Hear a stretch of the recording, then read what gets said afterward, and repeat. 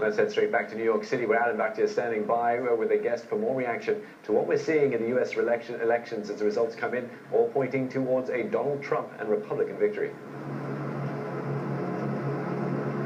That's right, Steve. I mean, it's certainly been a very dramatic presidential campaign and election, and I think people here are really looking forward to the conclusion of it, but I don't think many people expected the kind of result that we're seeing so far, and as these results come in thick and fast from many of these states, key states, mind you, some of them swing states, we're actually seeing, the pendulum swing further in favor of Donald Trump. ABC's numbers put him at 244 electoral college votes versus 209 for Hillary Clinton, so that that gap has widened in favor of Donald Trump, and as that has happened, in fact, U.S. futures have deteriorated even further, at one point down around 750 points, as we're seeing a sell-off across all asset classes right now, including the U.S. dollar. For more insight into how to make sense of all of this today, I'm fortunate to be joined by David Dietz, who's President and Chief Investment Strategist at Point View Wealth Management. David, welcome. Thank you very much for sticking around. We had a bit of trouble there earlier on. So we're seeing this really acute sell-off in the markets right now.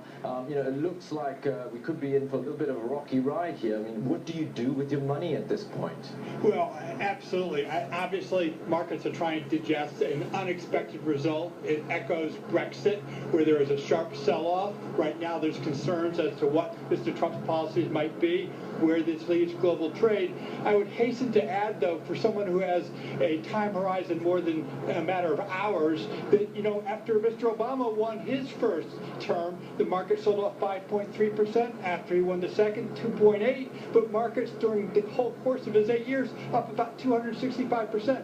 So it's impossible to determine the longer-term path of the market. You make a really good point there, David, because the performance of the market has little to do about the president, has more to do about monetary policy. The Fed has done so much heavy lifting over the years, but I just wonder, now that the Fed's in a pullback mode, how much pressure is that going to place on whoever does become the next U.S. president? Well, it's going to be very interesting to see what kind of fiscal stimulus policies that may be executed. But you're absolutely right. Fed fund futures, we're projecting an 82% chance of a Fed rate hike in December. Now it's well under 50%. So we're going to see lower interest rates for longer, depending on whether we can make sense as to what Mr. Trump may do when he takes office. Okay, if we wake up tomorrow morning and then the markets continue to reflect this picture that we're seeing this evening, you've got a stake in the markets here. I mean, what would you do with your capital? Well, we would be selective, but you certainly want to start to do some bargain hunting. There'd be three areas that I would look at. One is energy. Remember, Mrs. Clinton was very much for renewable energy. Mr. Trump is more supportive of traditional energy. Another would be financial stocks. There would probably be less regulation under a Trump presidential administration than we would see with Mrs. Clinton. And of course, there's healthcare. The regulations, I think, in terms of possible price controls on the drugs, less under a Trump candidacy or presidential administration than Clinton, and I think a lot of those stocks are down, so that's a place to go bargain hunting. All right, stock markets aside, let's talk a little bit about the economy, because we've really seen very little out of Donald Trump, a little bit more out of Hillary Clinton in their campaign speeches in terms of what they're going to do for the economy or their roadmap forward. Who would be a better steward of the world's #1 economy? Well, right now we're not sure, which is why markets are shuddering right now. I think the #1 issue is what is our trade policy with the rest of the world.